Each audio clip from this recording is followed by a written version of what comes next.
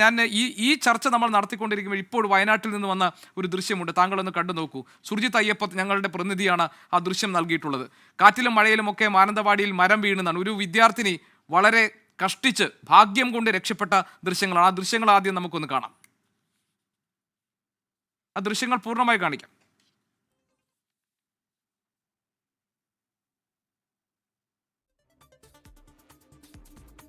ആ കുട്ടിയുടെ തൊട്ടടുത്താണ് ആ മരച്ചില്ല വീണ് കിടക്കുന്നത്. സുർജിത് അയ്യപ്പത്തുണ്ട് വിവരങ്ങൾ നൽകാൻ. സുർജിത്ത്, ഇത് എവിടെ വെച്ചാണ് ഈ സംഭവം?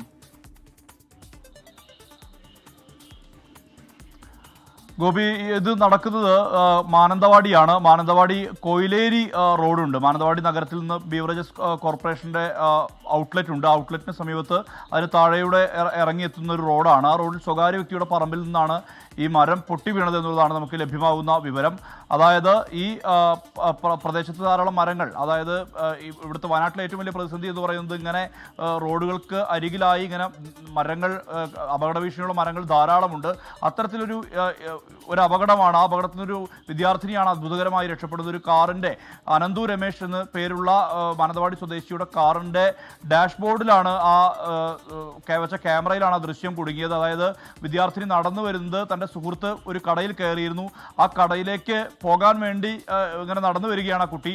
ആ കടയിലേക്ക് ആ കുട്ടി കൂട്ടുകാരിയെ തേടി പോകുന്ന ആ ഒരു ഘട്ടത്തിലാണ് ഈ മരം പൊട്ടി വീഴുന്നത് എന്നുള്ളതാണ് നമുക്ക് ലഭ്യമാവുന്ന വിവരം. എന്തായാലും ഇത്തരത്തിൽ ധാരാളം അപകട ഭീഷണിയുള്ള മരങ്ങൾ, പ്രത്യേകിച്ച് ദേശീയപാതയോരത്ത് വരെ അപകട ഭീഷണിയുള്ള ധാരാളം മരങ്ങളുണ്ട്.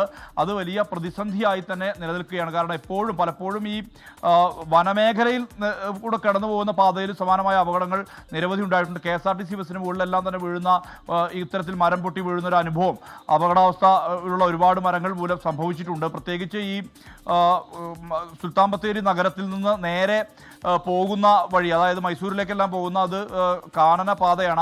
ആ പാതയിലൂടെ കടന്നു പോകുന്ന വഴിയിൽ നിരവധി മരങ്ങളാണ് ഇതിനകം പൊട്ടി വീണത്. കഴിഞ്ഞ ദിവസം ദൊട്ടപ്പൻകുളത്ത് ഇതുപോലെ ഒരു അപകടം ഉണ്ടായി. പുൽപ്പള്ളി റോട്ടിൽ സമാനമായ അപകട ഭീഷണിയുള്ള മരങ്ങളുണ്ട് എന്നുള്ളത് നാട്ടുകാർ വിളിച്ചു പറയുന്നുണ്ട്. ഇതിനിടയിലാണ് ഇത്തരത്തിലൊരു ദൃശ്യം പുറത്ത് വന്നിരിക്കുന്നത്.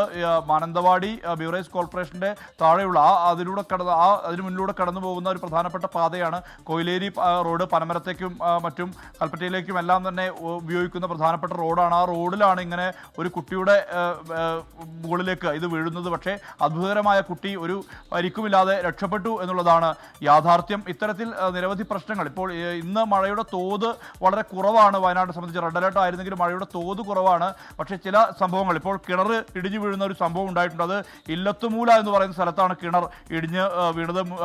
മുണ്ടിയാടി കേശവൻ നമ്പ്യാരുടെ വീട്ടിലെ കിണറാണ് ഇടിഞ്ഞു താഴ്ന്നത്. 26 റിങ്ങുള്ള കിണറായിരുന്നു. ആ കിണർ താഴേക്ക് ഇടിഞ്ഞ് താഴേക്ക് പോയി അതിൻ്റെ ആ കൈവരി ഭാഗങ്ങൾ, അതായത് വാക്കല് ഭാഗങ്ങൾ, അത് മണ്ണിനോട് മുട്ടി നിൽക്കുന്ന ഒരവസ്ഥയാണുള്ളത്. ഇത്തരത്തിൽ ഉള്ള പ്രശ്നങ്ങൾ നേരിടുന്നുണ്ട് പല മേഖലയിലും. അതിൽ ഏറ്റവും വലിയ പ്രധാന പ്രശ്നം ഈ മരം പൊട്ടി വീഴുന്നു എന്നുള്ളതാണ്. അത്തരത്തിൽ അപകട ഭീഷണിയുള്ള മരങ്ങളെല്ലാം തന്നെ മുറിച്ചു നിൽക്കാനുള്ള നടപടിയിലേക്ക് കടക്കണം എന്നുള്ള ആവശ്യമാണ് നാട്ടുകാരെല്ലാം ഉയർത്തുന്നത്. സ്വാഭാവികമല്ലേ സുർജിത്ത്, ഇതുപോലെ അപകട ഭീഷണിയുള്ള മരങ്ങൾ വലിയ കാറ്റും മഴയും ഒക്കെ പ്രവചിക്കപ്പെടുന്ന ഈ സമയത്ത് മുറിച്ചു മാറ്റുക, അതേപോലെ തന്നെ റോഡിൽ അപകടകരമായ കുഴികളുണ്ടെങ്കിൽ അത് നികത്തേണ്ട നടപടി സ്വീകരിക്കുക, ഈ മണ്ണിടിച്ചിൽ പോലെയുള്ള പ്രശ്നങ്ങൾ പരിഹരിക്കുക, വയനാട് പോലെയുള്ള മലയോര മേഖലയിൽ ജനങ്ങൾക്ക് വേണ്ട സുരക്ഷ ഉറപ്പാക്കുക, ഇതൊക്കെ ഉത്തരവാദിത്തപ്പെട്ട സർക്കാർ ഭരണകൂടം കൃത്യമായി ചെയ്യേണ്ടതാണ്. നാട്ടുകാർ സ്വാഭാവികമായി പ്രതിഷേധിക്കും ഇത്തരം സന്ദർഭങ്ങളിൽ ജീവന് ഭീഷണിയാകുന്ന നിലയിലേക്ക് കാര്യങ്ങൾ മാറുമ്പോൾ.